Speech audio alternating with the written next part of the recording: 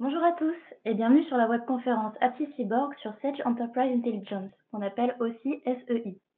Nous allons passer une petite heure ensemble. Cette session va être animée par Ganaël Delaveau, chef de marché BI. Tout au long de cette session, vous pourrez nous poser vos questions sur le bandeau à droite de votre écran. Nous y reviendrons en fin de conférence. Bonjour Ganaël. Bonjour, bonjour Léa. Très bien. Je reprends. Alors voici, bonjour à tous. Nous allons, donc voici le sommaire que nous vous proposons aujourd'hui. Voilà. Donc d'abord, qui sommes-nous AppSci Donc juste quelques éléments clés sur AppSci. Ensuite, quelques slides sur Sage Enterprise Intelligence, des éléments clés donc d'SEI. Ensuite, bien sûr, une démonstration produit. Et enfin, une session de questions-réponses. Alors, premièrement, qui sommes-nous AppSci? Donc ici, nous allons, voilà, quelques éléments clés, les chiffres clés d'AppSci. Donc plus de 30 ans d'expertise, 3300 clients abonnés, 64 millions de chiffre d'affaires en 2019, et vous voyez 500 collaborateurs sur toutes nos agences, nos 15 agences ici. Nos expertises, donc principalement logiciels de gestion de paie, ERP, CRM, reporting et décisionnel, de l'hébergement, des services managés et sécurité. Et nous sommes donc présents ensuite pour du conseil, de l'intégration et bien sûr du support hotline. Alors, donc nous allons commencer sur la partie de SEI, donc Sage Enterprise Intelligence. Donc, pour commencer, je vais vous présenter quelques slides d'éléments clés sur SEI. Et ensuite, nous passerons directement dans le produit. Donc, nous parlons aujourd'hui de Sage Enterprise Intelligence. On va l'appeler donc SEI. Voilà. Donc c'est une solution de BI, donc de Business Intelligence, qui est donc très intuitive, qui va disposer de beaucoup de fonctionnalités et qui vous permettra de créer des rapports pour visualiser, analyser finalement toutes les données de votre entreprise. Donc les utilisateurs SEI vont avoir les moyens de créer dans cet outil donc des rapports en utilisant plusieurs interfaces à disposition, donc sur lesquelles je reviendrai tout à l'heure, pour ensuite pouvoir, par exemple, diffuser ces informations clés au sein de vos services dans l'entreprise et vous aider à prendre des décisions, de bonnes décisions en termes de stratégie, par exemple, et de conduite de l'entreprise. Nous parlons aussi de gestion de données, car depuis les dernières versions de SEI, nous disposons de nouveaux outils pour consolider des données qui pourraient être multiples et hétérogènes, donc autres par exemple que SageX3, en appliquant des opérations par exemple de transformation, de transcodage, avant ensuite de pouvoir les analyser dans SEI. On vous dit ici que SEI est donc prêt à utiliser dès le premier jour, c'est important puisque le produit ne va pas arriver vide. Vous aurez un ensemble de rapports, de tableaux de bord livrés en standard sur tous les métiers présents dans Sage X3.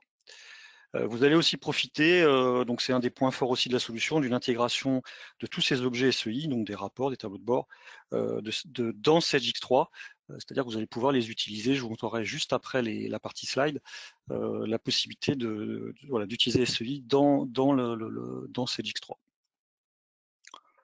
Alors ici on vous parle de l'intégration de ces données d'SEI dans Sage X3. Donc, on va pouvoir utiliser SEI dans Sage X3, mais dans d'autres produits Sage sur le marché, ici. Et nous allons pouvoir finalement exploiter des données de systèmes. Alors, pas que Sage X3, c'est l'intérêt de la solution, elle n'est pas bridée à Sage X3 ou d'autres produits Sage. Vous allez pouvoir également exploiter les données d'autres ERP, d'autres CRM, d'autres systèmes de base de données, voilà, non pas simplement que Sage X3. Pour pouvoir exploiter ces données, vous allez avoir des connecteurs, dont voici les principaux en bas à gauche: SQL Server, Oracle, Excel, MySQL, Access, ODBC. Donc le principal utilisé évidemment, ça va être SQL Server, déjà souvent pour X3, mais grâce à ces multi-connecteurs, justement, c'est comme cela que nous pourrons aller chercher des données dans plusieurs systèmes différents. Ce qui est important aussi, c'est que SEI permet de faire du temps réel et ce qu'on appelle du data warehouse, c'est-à-dire que vous pourrez avoir de la restitution dans SEI véritablement en temps réel, hein. Quelqu'un va saisir une facture, par exemple dans SageX3, et puis vous allez pouvoir rafraîchir votre état et vous aurez la donnée. Mais également d'utiliser des data warehouse, alors qu'on va appeler Cubolap dans SEI, qui sont tout simplement des bases déportées, qui sont mis à jour au minimum tous les soirs, hein, toutes les nuits, et qui vont permettre justement de pouvoir gérer des données, des volumes de données importants, sans pénaliser SageX3, le fonctionnement de SageX3 en journée.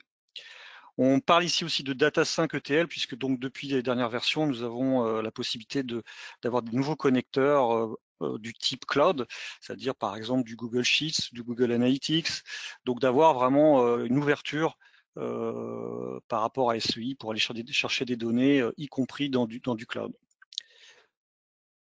Au niveau des interfaces, j'ai dit tout à l'heure, on va avoir 3 types d'interfaces, web, donc que nous allons voir, Excel aussi, sur lequel je vais vous montrer un peu, et puis une interface mobile, puisque nous avons une application mobile native, iOS Android, qui est disponible, qui fait partie de la licence et que vous pouvez utiliser, et qui vous permettra donc de consulter les rapports, les tableaux de bord SEI sur un smartphone ou une tablette par exemple.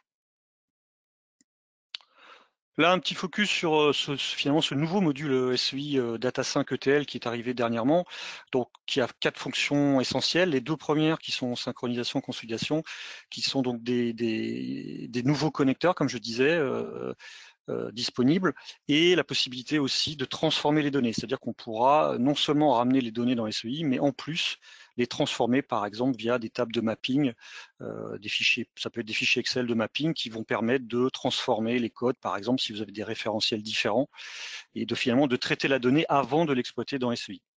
Les 2 autres modules migration-exportation sont plutôt des modules plutôt pour des automatisations de flux entre différents ERP et moins sur de la partie BI.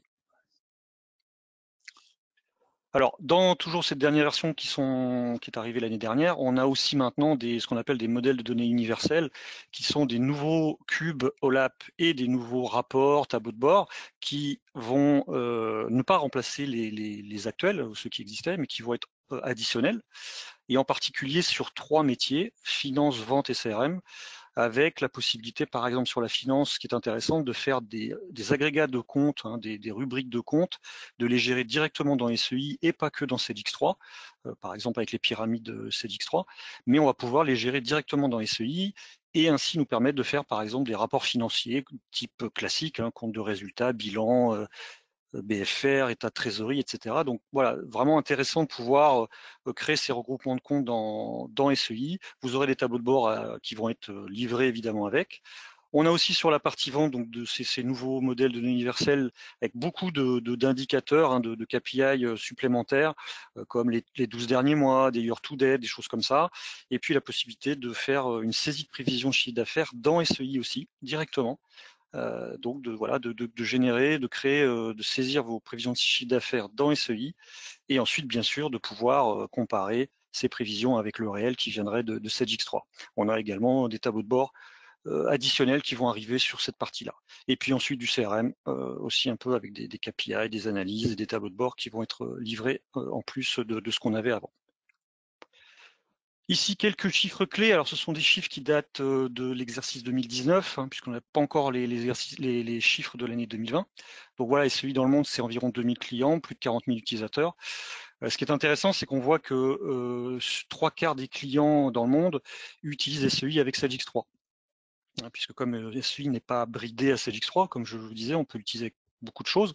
Eh bien, quand même, 3/4 des clients dans le monde utilisent SEI avec SageX3. On a quelques chiffres aussi sur les différentes régions du monde que vous avez ici. À l'époque, donc en 2019, il y avait une forte progression sur le marché avec SEI, hein, de 250%, sur lequel nous, à Cyborg, on avait bien participé puisque on avait reçu une récompense de l'éditeur comme nouveau meilleur partenaire SEI en 2019. Voilà, et on vous redit simplement que le produit est intégré effectivement à d'autres solutions, peut être intégré à d'autres solutions que SageX3. Voilà sur cette partie slide PowerPoint. On va passer sur la démonstration produit. Donc je vais quitter le PowerPoint et revenir sur donc ici mon environnement. Donc on va se connecter. Je vais revenir après sur cette partie-là. Donc, nous allons commencer à voir déjà la première partie sur l'intégration dans SageX3. Donc ici, j'ai mon SageX3 qui est une version V12, hein, donc la dernière, sur laquelle je vais me connecter. Ça va arriver. Voilà.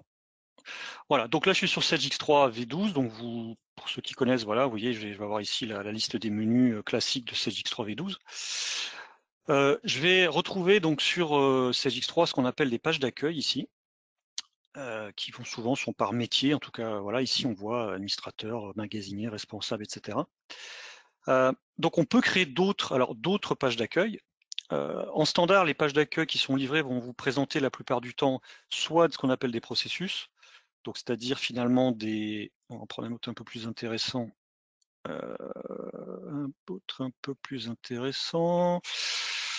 Responsable comptable peut-être, voilà, des processus comme ça qui sont donc finalement des raccourcis vers les menus de cette X3, et puis la plupart du temps vous avez également aussi des résultats de requêtes X3 classiques hein, de Sage X3.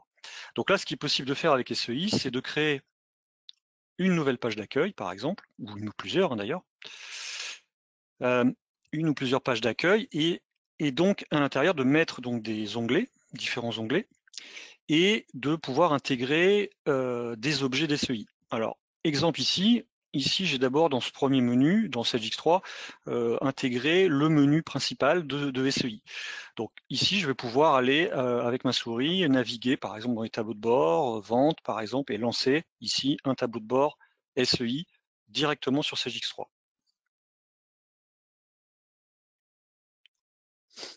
Voilà. Donc j'ai mon tableau de bord qui se rafraîchit. Donc ça c'est une possibilité voilà, d'aller mettre ce menu SEI dans le portail de Sage X3. Et juste pour faire un focus, cette interface que vous voyez ici avec des tuiles, c'est l'interface que vous auriez si vous étiez sur l'application mobile. Donc, je ne pourrais pas vous montrer à distance, mais c'est exactement l'interface mobile sur une tablette, par exemple. Voilà, sauf que vous auriez bien sûr, vous n'utiliseriez pas la souris, mais le tactile pour aller cliquer et lancer des tableaux de bord ou des vues SEI. Donc c'est exactement l'interface mobile que vous auriez ici. Donc ça, c'est une possibilité de mettre par exemple le menu ici pour naviguer, mais on va être également capable de mettre directement un tableau de bord. Ici, c'est un tableau de bord sur les ventes. Voilà, dans un onglet. Voilà, d'avoir mon tableau de bord directement ici sur Sage X3 et puis de pouvoir modifier mes filtres classiquement. Donc je reviendrai un petit peu sur les tableaux de bord dans la partie web, la plateforme web d'SEI. Voilà, de pouvoir utiliser mes tableaux de bord, les rafraîchir, zoomer sur des graphiques par exemple ici, pour les voir un peu mieux. Alors c'est bien sûr dynamique, hein, ce ne sont pas juste des images, de redézoomer, etc. De pouvoir vraiment exploiter mes tableaux de bord ici, donc là j'ai par exemple un autre sur la finance, mais également de mettre aussi des rapports. Par exemple ici j'ai une balance AG client qui va arriver, donc elle est donc à date, donc je peux éventuellement, je vais laisser la date du jour. Voilà, et donc là j'ai intégré dans le portail Sage X3 un rapport de type balance AG que j'ai bien sûr fait ou récupéré, puisque celui-là existe déjà d'ailleurs dans le standard. Et ici, j'ai ma balance AG client avec voilà, mes sociétés, mes collectifs, mes clients, un classique hein, de balance AG avec des jours que vous pourrez bien sûr changer, voilà, et avoir ma balance AG tout en restant finalement sur Sage X3. Donc ça, c'est un premier niveau d'intégration sur ces pages d'accueil.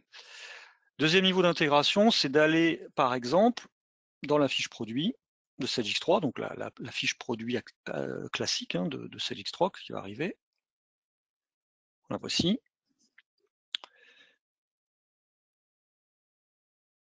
Voilà, on va juste prendre quelques articles particuliers.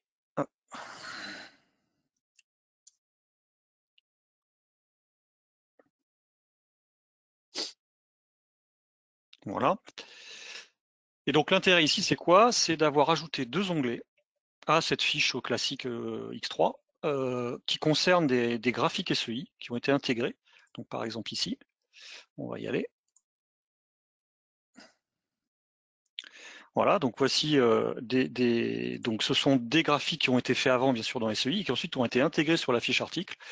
et qui me permettent, par exemple, sur cet article, d'avoir le top 5 clients ici, ou d'avoir, exemple, une évolution par mois ici des ventes par rapport à l'année dernière.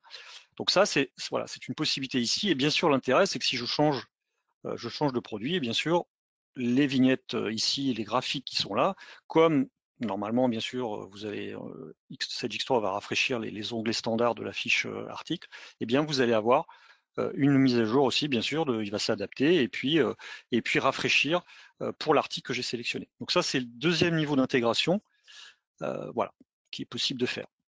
Donc voilà un peu sur cette partie-là de ces possibilités de lien entre les deux produits. Alors, on va maintenant passer dans l'interface web principale des SEI, ici. Donc, je vais juste pour montrer la connexion. Donc voilà, là, je suis sur le site internet. Donc, c'est une application web. Vous utilisez les navigateurs que vous voulez. Voilà, Chrome, Firefox. Si vous avez des Mac, vous pouvez utiliser Safari. Voilà, donc c'est vraiment pas d'installation sur les postes. Vous allez, donc le produit, au cas où je le précise, est multilingue. Donc, si vous avez des filiales à l'étranger ou des gens qui parlent anglais, pas français, donc le produit, il est possible de tout simplement de sélectionner plusieurs langues disponibles. Donc, je vais me connecter dans SEI. Alors, qui dit connexion dans SEI veut dire donc que du fait que j'ai un compte, je vais donc pouvoir avoir une langue, comme je disais, une langue de préférence pour se connecter dans le produit, mais je vais pouvoir également gérer des droits sur les utilisateurs.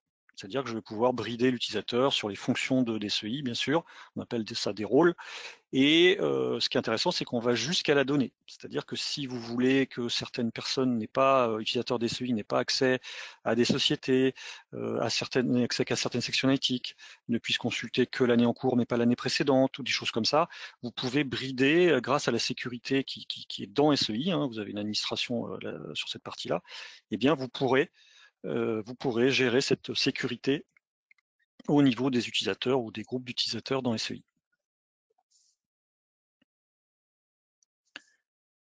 Voilà, donc là je suis connecté. Donc vous voyez, j'ai mon user qui est connecté en haut à droite. Je vais retrouver, donc le principe c'est que je vais retrouver 4 tiroirs principaux. Un modèle de données est vu, c'est le principal qu'on utilise la plupart du temps.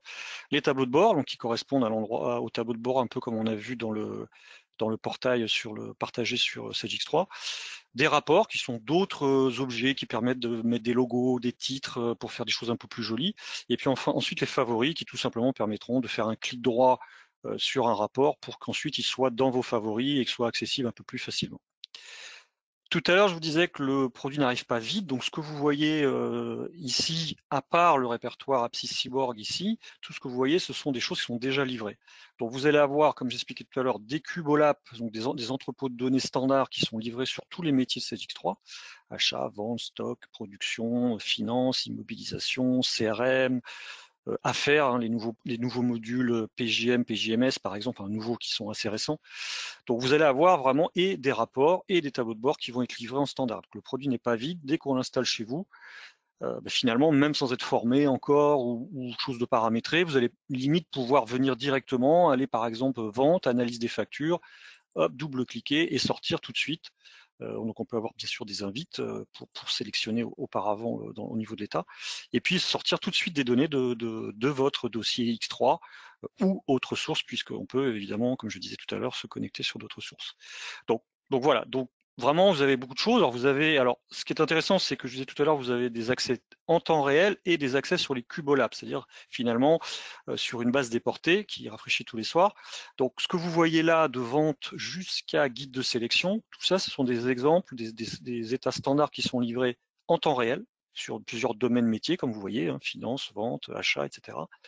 Vous avez également des rapports standards de livret sur la partie entrepôt de données, donc sur les cubes, vente, stock, achat, finance, budget, engagement, dépenses, immobilisation, etc.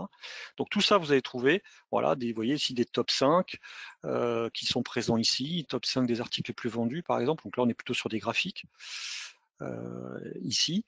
Mais voilà, tout ça va être livré, vous allez pouvoir les utiliser directement sur vos données, les dupliquer pour pouvoir les modifier, hein, puisqu'on vous conseille de ne pas trop modifier le standard quand même, c'est mieux.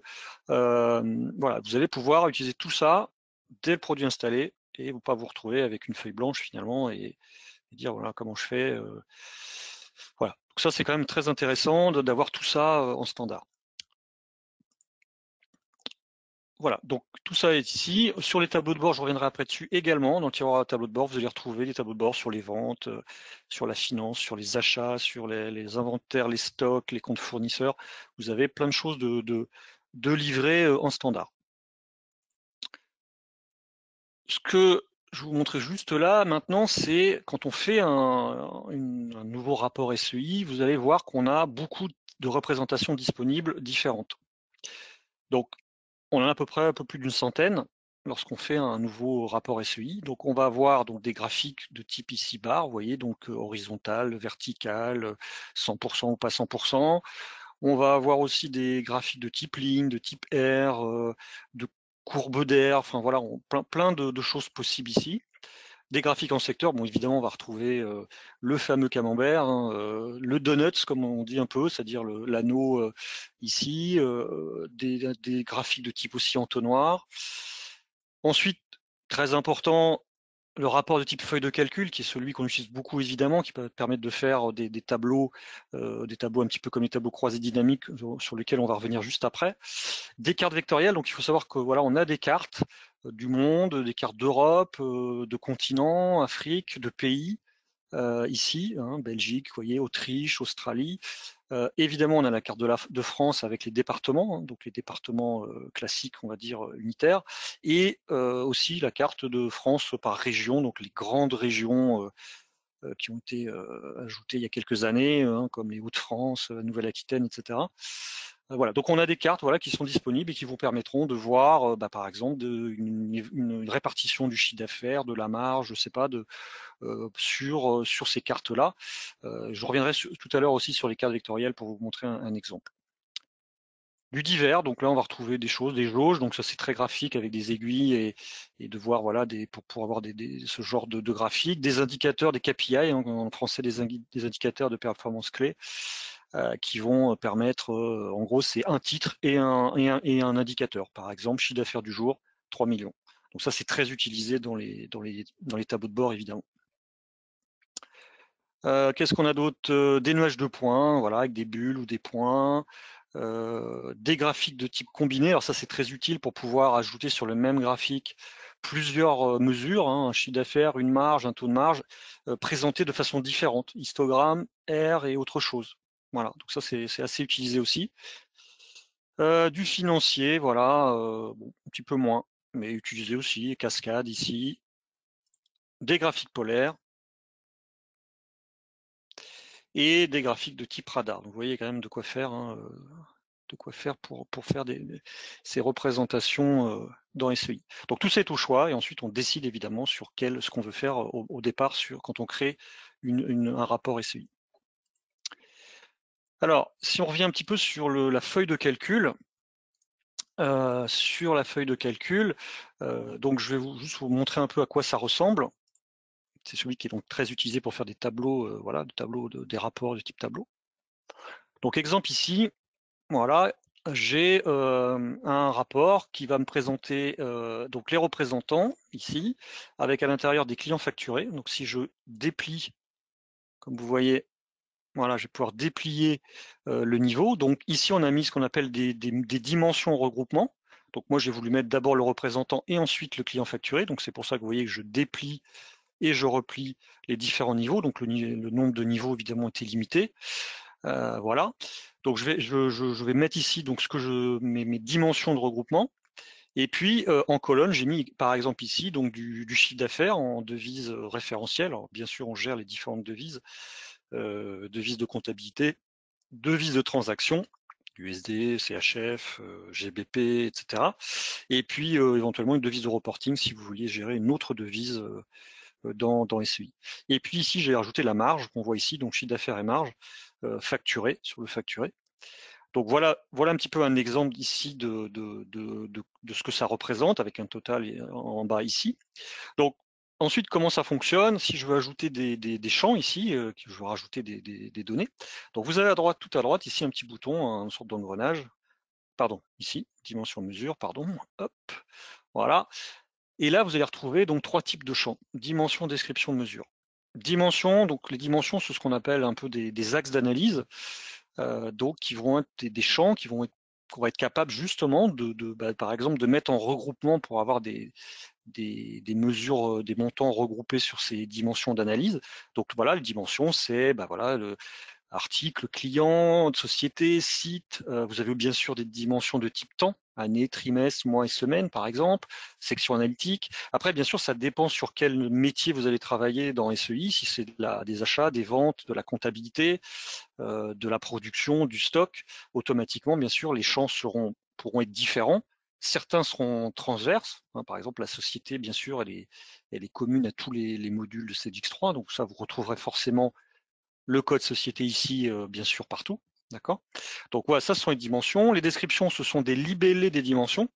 C'est-à-dire vous allez voir la raison sociale du client, le libellé de l'article, le nom du représentant, le libellé de la section analytique. Et puis vous allez voir les mesures.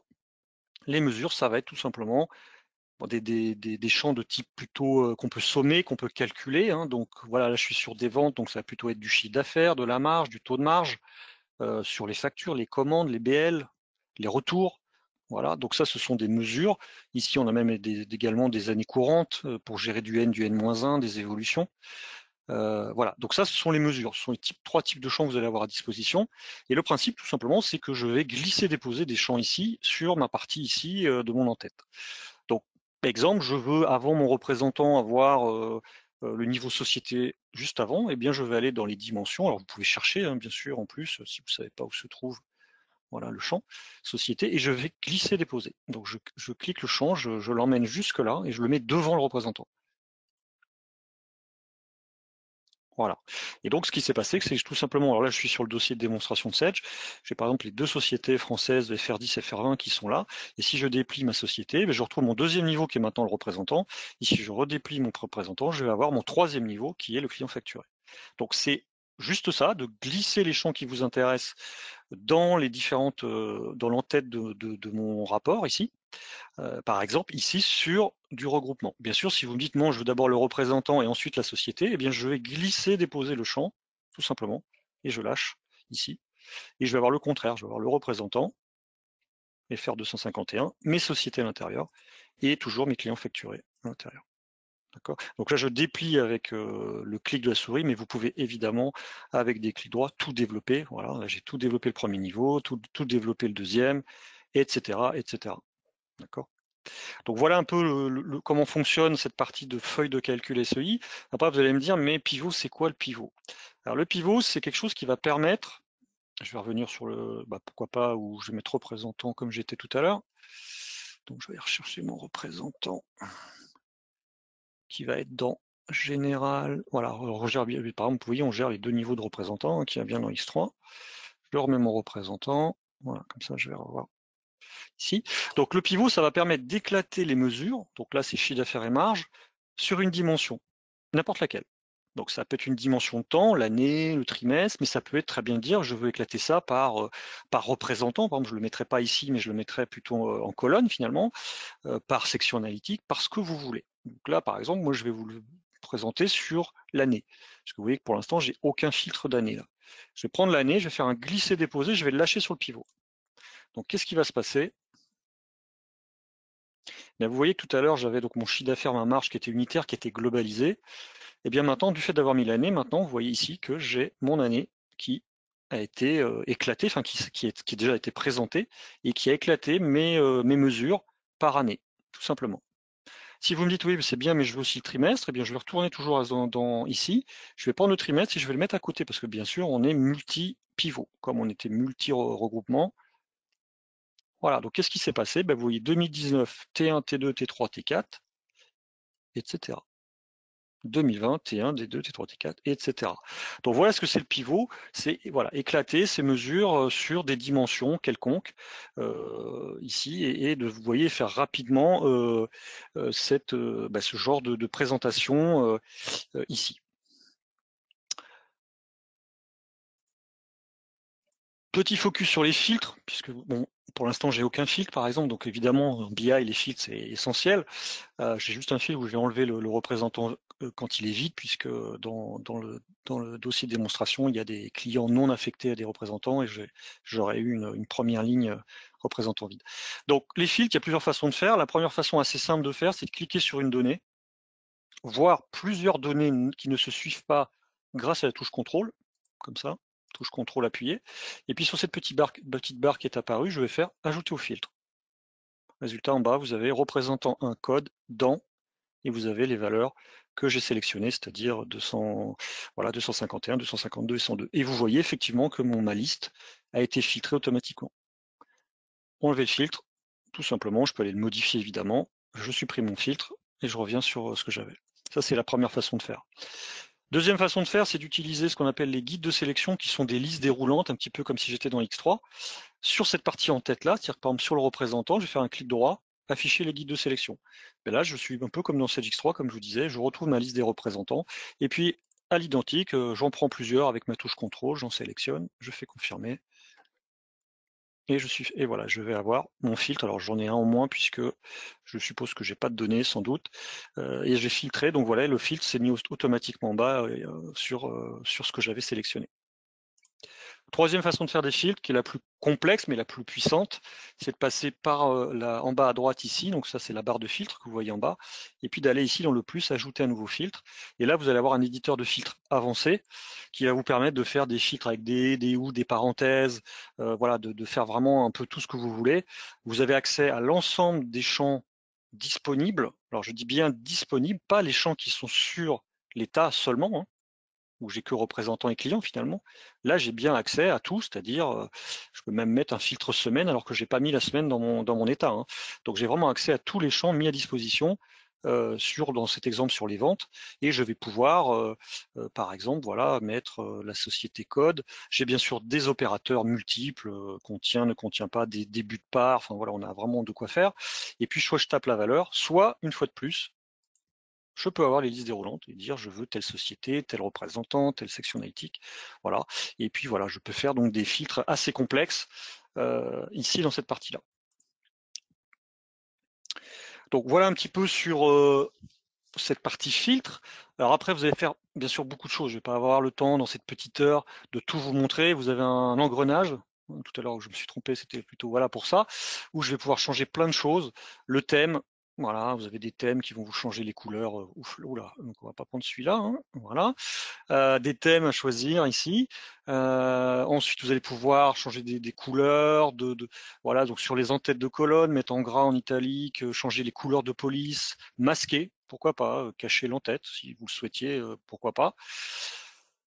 Afficher ou pas la ligne de total, changer les couleurs de cette ligne de total, mettre un titre différent de ce que j'ai mis, pourquoi pas total ici, mettre des couleurs aussi dans les niveaux, qui est intéressant, hein, de mettre des couleurs sur les niveaux pour pouvoir que ce soit beaucoup plus lisible ensuite à la lecture.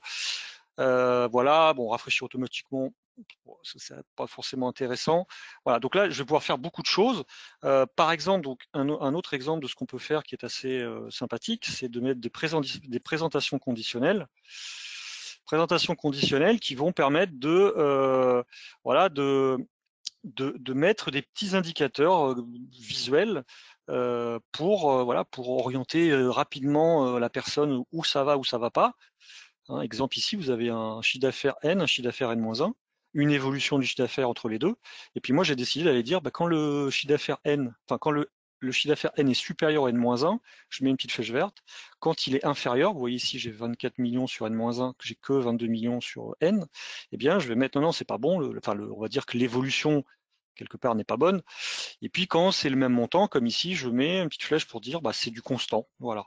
Donc ça, c'est assez simple à faire. Il suffit d'aller venir se mettre sur la mesure en question, donc là le chiffre d'affaires N, de faire formatage de colonne, et puis voilà, j'ai mes trois règles qui sont là, vous voyez, et puis ensuite je peux aller les modifier quand je veux. J'ai tout simplement dit voilà, quand mon chiffre d'affaires N est plus grand que la colonne N-1, et bien à ce moment-là, voilà, je vais retrouver ici des petits icônes, on va dire, hein. Il y a même, je crois, ces émoticônes un peu là. Ici. Donc vous allez pouvoir voilà, indiquer ce genre de choses. Vous pourrez même mettre des couleurs de fond qui seront encore plus lisibles, hein, mettre sur fond vert, sur fond rouge. changer la casse, etc. Vous pourrez faire plein de choses. Et ainsi créer, par exemple, ici, vous voyez, là j'ai mis un autre qui nous fait voir tout de suite l'évolution où elle n'est pas bonne, dès qu'on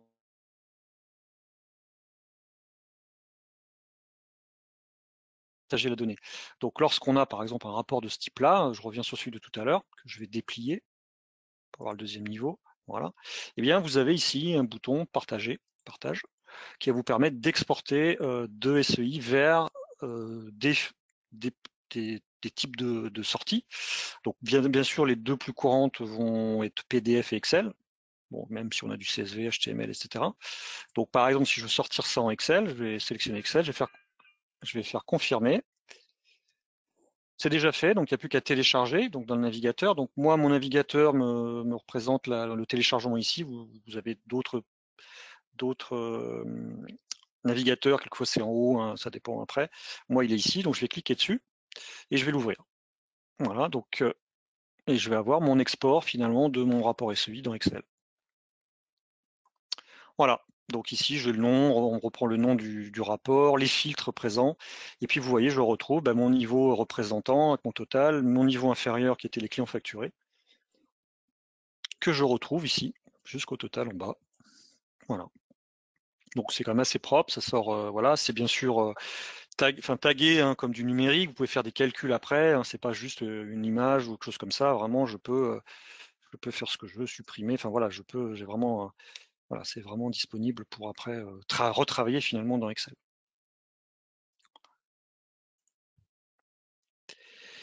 Donc voilà, vous pouvez exporter ça grâce à cette fonction ici. Une chose qui est intéressante qu'on peut faire aussi, c'est donc on a un module de planification intégré dans SEI, un planificateur, qui va permettre de pouvoir finalement distribuer les rapports SEI automatiquement. Par exemple, tous les lundis matins, une fois par mois, tous les vendredis, 2 fois par jour, tous les 2 jours. On va pouvoir faire ça avec SEI. Alors, il y a 2 façons de faire. La première façon qui est de partir d'un rapport qui nous intéresse, voilà, celui-là il nous intéresse, on veut le recevoir tous les lundis par exemple. Eh bien, on va passer toujours par ce petit bouton partage et on va avoir une fonction qui s'appelle souscrire ici. Donc sur cet écran qui s'affiche, on va mettre donc obligatoire une petite description, je vais mettre test, et puis vous avez ici donc les 2 façons de distribuer les rapports. Première façon, c'est d'exporter donc en PDF ou en Excel par exemple et de l'envoyer par email. Ou deuxième façon de faire plutôt, c'est de générer aussi un PDF ou un XML par exemple et de le déposer sur le réseau. Ce qui veut dire que par exemple tous les lundis matins, les utilisateurs iront sur un lecteur commun par exemple et puis iront chercher le rapport de tous les lundis matins qui aura été archivé pour ensuite l'utiliser sur leur poste. Donc c'est les 2 possibilités que nous avons. Vous avez la possibilité même de mettre des filtres, c'est-à-dire que ce rapport, il est très peu filtré ici, hein, mais si vous voulez que la distribution automatique envoie ce rapport, mais filtré sur un seul représentant, sur une seule société, vous pourriez venir mettre des filtres dans la distribution automatique du rapport. Hein, et pas forcément faire plusieurs rapports SEI multiples. Vous auriez mis un sur tel représentant, un sur tel représentant. Vous pouvez directement dans la distribution rajouter des filtres. Et voilà, sélectionner ici la sortie, ce que je disais, PDF, Excel, HTML, etc. On va pouvoir mettre d'autres destinataires, puisque finalement, on va recevoir en tant que user SEI ce rapport automatiquement, mais vous allez pouvoir aussi l'envoyer à des emails externes à SEI, c'est-à-dire externes à SEI, c'est-à-dire des personnes qui n'ont pas d'accès à SEI. On va pouvoir mettre des mails ici de gens qui ne sont pas connectés, qui n'ont pas de compte SEI. On va pouvoir envoyer ce document à des gens comme ça ici directement. On va mettre un objet, une description du mail. Et puis ensuite, on a la partie planification où donc voilà, on va pouvoir ici définir la fréquence finalement d'envoi. Est-ce que je l'envoie une seule fois? Est-ce que je l'envoie tous les jours avec un intervalle, par exemple toutes les demi-heures, quelque chose comme ça? Est-ce que je vais l'envoyer toutes les semaines avec tous les jours ou peut-être que le lundi, vous voyez, le mercredi et peut-être le vendredi par exemple. Donc on va pouvoir sélectionner ça ici et pour cette distribution ou peut-être par mois et puis dire moi je veux que ça parte le jeu en janvier, en avril et uniquement peut-être en juillet par exemple. Donc on va pouvoir programmer tout ça et puis également mettre une date d'expiration si vous voulez que la distribution s'arrête automatiquement. Donc ça, c'est une première façon de faire une distribution sur un rapport présent sur lequel vous êtes. Maintenant, si vous voulez également distribuer plusieurs rapports d'un coup, vous avez la possibilité de le faire. Dans ce cas-là, on va aller dans la partie administration des SEI. Et puis là, on retrouve le planificateur.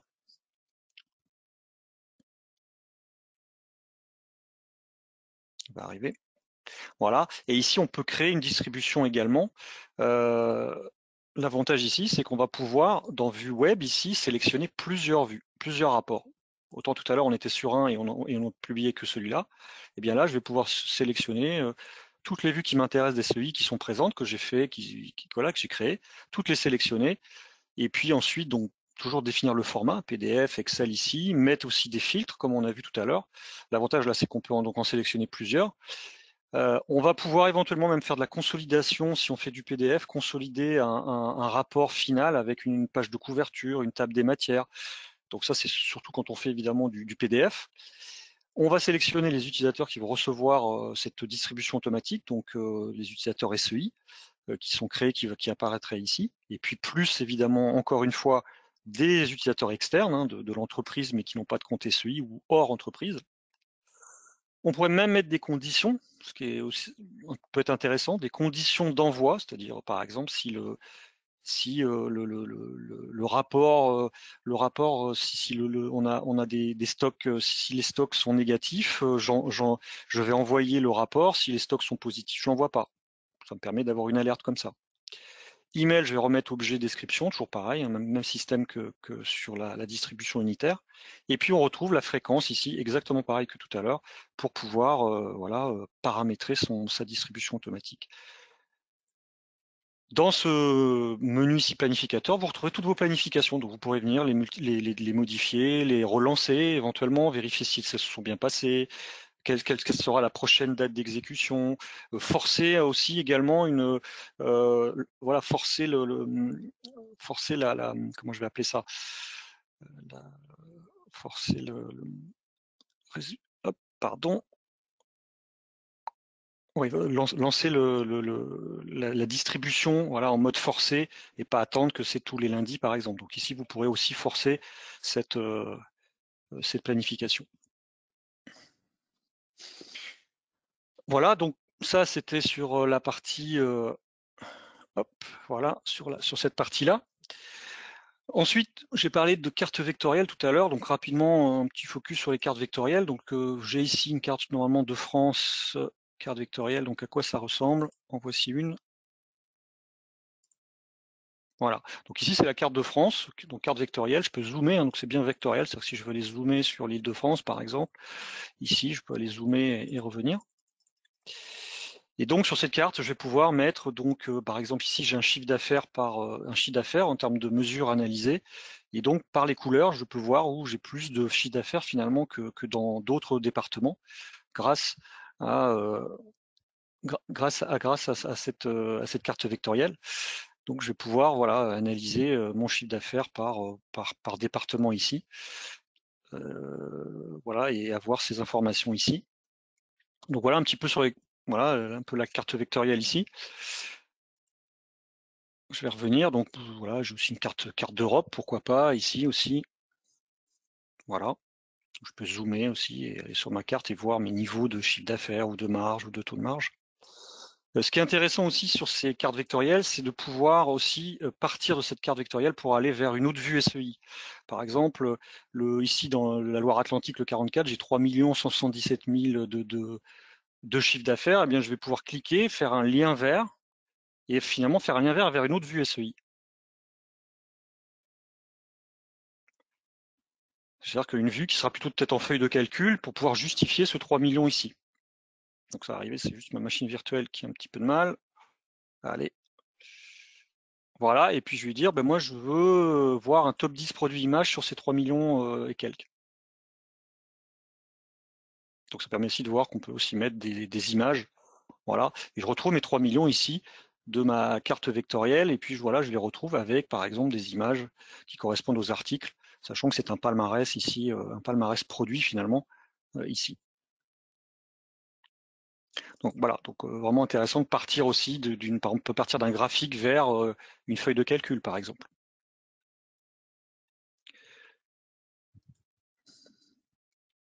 Voilà, ensuite, ce qu'on voulait vous présenter, c'est aussi la partie lien entre SEI et Sage X3. C'est-à-dire que je vais vouloir, par exemple, on va prendre la balance AG, je vais avoir une balance AG ici, voilà.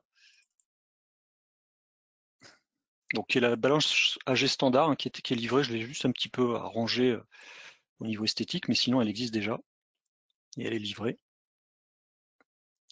Voilà, donc c'est un peu celle que je vous ai montrée dans CX3 tout à l'heure, j'avais partagé sur le portail.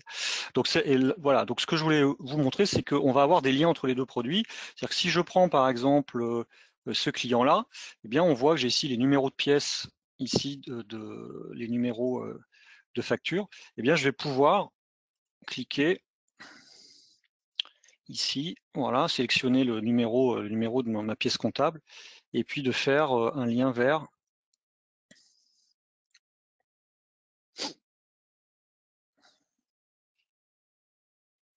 Voilà, on voit ici qu'il a détecté que ce numéro de pièce était une écriture comptable, donc je vais pouvoir ouvrir directement la pièce comptable à partir du lien comme ça. Donc on a un lien entre Sage X3 et SEI ici, qui varie. Voilà, je suis arrivé sur la pièce comptable dans Sage X3, ici 5207,28. Donc normalement, voilà, vous voyez 5207,28, on est retombé sur la pièce comptable qui correspond à cette ligne ici. Donc ça, c'est une première façon de faire. Autre façon de faire qui est arrivée récemment, c'est d'avoir la possibilité d'avoir des liens cliquables directement. C'est-à-dire que vous n'allez pas cliquer sur lien vert finalement, vous allez avoir comme un lien hypertexte. Voilà, ici j'ai un palmarès, vous voyez, hein, le montant diminue, d'avoir ici voilà, une liste de mes produits ici, et puis on voit qu'on peut interagir dessus. On peut cliquer. Donc à partir de là, je vais pouvoir cliquer par exemple ici sur cet article, cet article ici, et d'aller directement, sans faire ce coup-ci un lien vers, mais directement d'aller vers le bon enregistrement. Voilà, donc là je suis arrivé sur l'article DIS06 sur lequel j'étais, et donc j'ai ouvert ma fiche article directement par contre là avec un simple clic.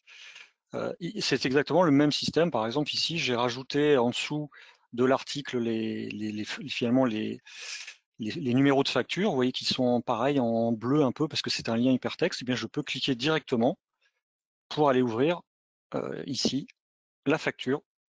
Donc, je vais avoir normalement la liste des transactions, ce qui est logique de l'écran. Voilà, facture standard. Et là, j'ai ouvert directement la facture qui correspond au lien où j'étais, donc pour aller justifier éventuellement ça rapidement. Voilà un petit peu sur cette partie web en termes de modèle de données vues. Alors, je vous ai parlé de tableau de bord tout à l'heure sur le portail Sage X3, hein, ici. L'intérêt aussi, c'est qu'on a donc des tableaux de bord de livret. Voilà, ici, donc sur plusieurs métiers. Ici.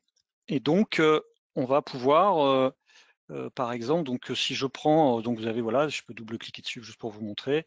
On va avoir ici des tableaux de bord, par exemple sur les ventes, sur le BIA. Voilà, donc c'est ce genre de tableau de bord qu'on a pu aussi partager sur le portail de Sage X3. Donc voilà, on retrouve tableau de bord avec des vignettes, des graphiques souvent, sur lesquels on peut zoomer. Ce qui peut être intéressant, c'est par exemple, ici j'en ai un juste où je vais vous montrer, que j'ai fait moi-même rapidement. Voilà, donc ce qui est intéressant, c'est qu'on peut avoir une interaction au niveau des tableaux de bord. Le premier rapidement qu'on peut voir, c'est que sur un graphique, on peut avoir deux niveaux d'analyse. Là, j'ai un top 5 représentant avec la catégorie statistique produit en deuxième position. Ça veut dire que je vais pouvoir cliquer ici, avoir une fonction d'exploration en avant, on va dire, de forage avant, et je vais passer au deuxième niveau, voilà, qui est donc la catégorie statistique, où on voit que j'ai de l'informatique et du vide sur cette partie-là. Donc je vais pouvoir remonter forage arrière sur mon graphique ici et pouvoir naviguer à l'intérieur, rentrer voilà, à l'intérieur pour avoir le deuxième niveau d'analyse, ici informatique, et remonter sur le premier niveau. Donc ça permet de ce qu'on appelle un peu du forage, de l'exploration de l'exploration dynamique dans les graphiques. Et la dernière chose ici sur cette partie du tableau de bord qui est intéressante, c'est de savoir qu'il y a une interaction entre toutes les vignettes du tableau de bord. C'est-à-dire que si je décide, on va juste changer d'année par contre, 2020. Voilà.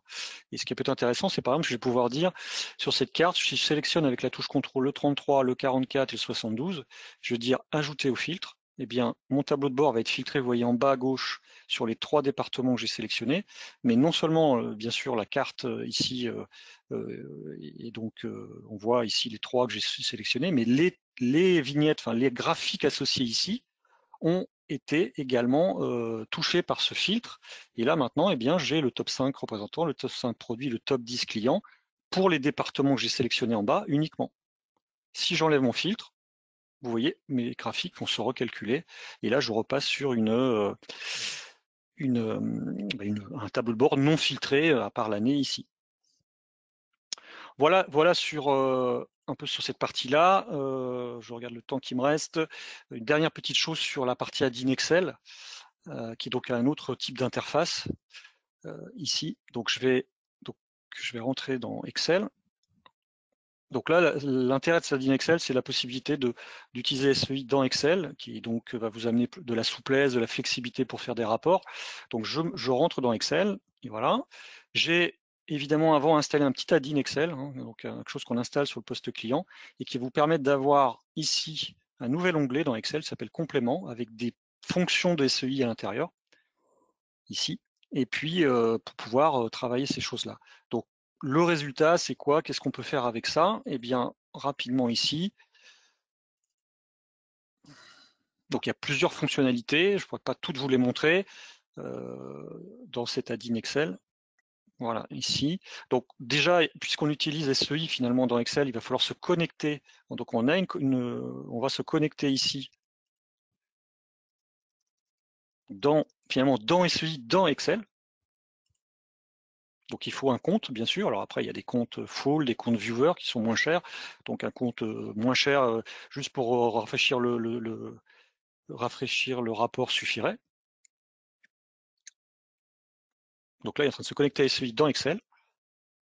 Et grâce à ça, je vais pouvoir justement créer des rapports, récupérer toutes les dimensions, les mesures, tous les champs que vous avez vus selon le métier sur lequel je travaille. Je vais pouvoir tout récupérer dans Excel pour ensuite utiliser ici donc des fonctions. Hein, ici, je récupère le solde, ici, où je fais une somme. Et l'intérêt, c'est que je vais pouvoir changer, par exemple, ma société. Et tout simplement, tout va se changer automatiquement dans mes formules SEI. Voilà, donc j'ai mis la société, j'aurais pu mettre l'année, une section analytique pour que mes formules, donc ce sont des formules SEI que vous voyez ici, qui sont bien sûr passées par l'assistant, hein, on ne va pas taper ça, que je peux tirer vers le bas après pour finir mon tableau. Et voilà, donc vous pouvez, grâce à ça, faire des tableaux assez complexes grâce à cet add-in Excel. Ici, vous voyez, j'en ai un autre avec un petit compte de résultats où je vais changer la société ou changer une section analytique et mes filtres, enfin mes champs, mes mesures vont se rafraîchir automatiquement. Dernière petite chose, et je vais en s'arrêter là, c'est aussi la possibilité de faire du tableau croisé dynamique classique Excel, mais en lien avec SEI. C'est-à-dire que plutôt que de faire une extraction de SageX3, créer mon tableau croisé dynamique sur les données, 2 jours après de refaire une extraction de SageX3, eh bien c'est un tableau croisé dynamique standard d'Excel, mais qui va être en lien avec SEI. Donc pareil, je vais me connecter, je vais récupérer tous les champs que j'ai besoin dans mon tableau croisé dynamique, et une fois qu'il est fait, eh bien, je vais tout simplement faire mon tableau croisé dynamique, le sauvegarder. 2 jours après, je vais rouvrir ce fichier-là, je vais me connecter dans SEI et il va être rafraîchi automatiquement. Voilà. Donc ça, c'est quelques fonctionnalités. Il y en a d'autres qui sont intéressantes aussi d'utiliser. Après, vous utilisez la partie web, la partie add-in Excel. Vous pouvez utiliser l'un, l'autre, les deux. Après, on fait ce qu'on veut. Il n'y a pas d'obligation d'utiliser l'un ou l'autre ou de n'utiliser qu'une seule des deux. Vous faites comme vous voulez. Vous pouvez faire des tableaux dans Excel, certains dans la partie web, des tableaux de bord dans la partie web. Après, c'est à vous de voir voilà, l'intérêt que vous y portez. Et voilà. Mais c'est vraiment Un add-in, c'est un add-on très intéressant pour pouvoir ensuite faire des tableaux souvent très complexes, puisque finalement chaque cellule pourrait être n'importe quoi. Pourrait être de l'achat à côté, on met de la vente, là de la compta, ici du stock. Finalement, vous faites ce que vous voulez ici. Voilà. J'ai terminé sur cette présentation SEI. On va reprendre notre PowerPoint. Merci Ganaël. Alors, passons maintenant à la partie questions-réponses. Donc Ganaël, première question. Les tableaux de bord sont-ils multisources de données? Alors oui, tout à fait. Excellente question. Lorsqu'on a un tableau de bord, comme vous avez vu, qui peut être sur les ventes, les achats, en standard, ils sont livrés par métier, hein, vente, achat, stock, etc. Un tableau de bord est vraiment, oui, il est multisource, c'est-à-dire que dans un tableau de bord, vous allez pouvoir mettre des graphiques ou des feuilles de calcul qui vont être issues de, par exemple, d'achat, de vente, de stock. Ça peut être aussi de 7X3, mais aussi également d'autres sources de données, puisque on a vu qu'on peut connecter SEI à des fichiers Excel, à des autres outils de gestion ou d'outils métiers. Donc oui, effectivement, vous pouvez très bien créer des tableaux de bord multisources vous-même dans SEI. Merci. Deuxième question. Les cubes OLAP peuvent-ils être alimentés à la demande et programmés? Alors oui, tout à fait. Comme donc je vous ai dit qu'on avait la possibilité de faire de l'analyse en temps réel et sur des cubes OLAP, surtout ce qu'on conseille fortement évidemment lorsqu'on a un peu de volume et beaucoup, un petit peu d'utilisateurs SEI. Oui, on va pouvoir bien sûr programmer. Donc la plupart du temps, nos clients programment ces cubes OLAP tous les soirs ou toutes les nuits une fois. Et ensuite, après, c'est à vous de voir si vous voulez une situation à la mi-journée. Donc, on pourrait très bien, on a quelques clients qui mettent des situations, par exemple, des rafraîchissements à 13 heures pour avoir une situation, on va dire, en début d'après-midi qui sera à la mi-journée. Donc, oui, c'est possible de les programmer à tout moment et vous pouvez évidemment aussi les lancer à la demande. C'est-à-dire que si vous avez la nécessité en pleine journée de vouloir avoir vos cubes OLAP à jour de tout ce qui a été fait dans la journée, vous pouvez très bien manuellement lancer cube par cube, donc peut-être que le cube achat, peut-être que le cube vente ou le cube comptabilité, voilà, unitairement, pourquoi pas lancer un rafraîchissement à la demande. Merci. Alors, nous avons une troisième question. Les restrictions sur les données exploitées sont-elles appliquées sur toutes les interfaces de SEI? Alors oui, tout à fait. Je vous parlais tout à l'heure en préambule, lorsqu'on se connectait dans SEI avec un compte et un mot de passe, on peut avoir donc une gestion de la sécurité, une gestion des droits. Et cette gestion de droits, elle va être active dans la partie web que nous avons vue, que ce soit sur les graphiques, les feuilles de calcul, les tableaux de bord, etc.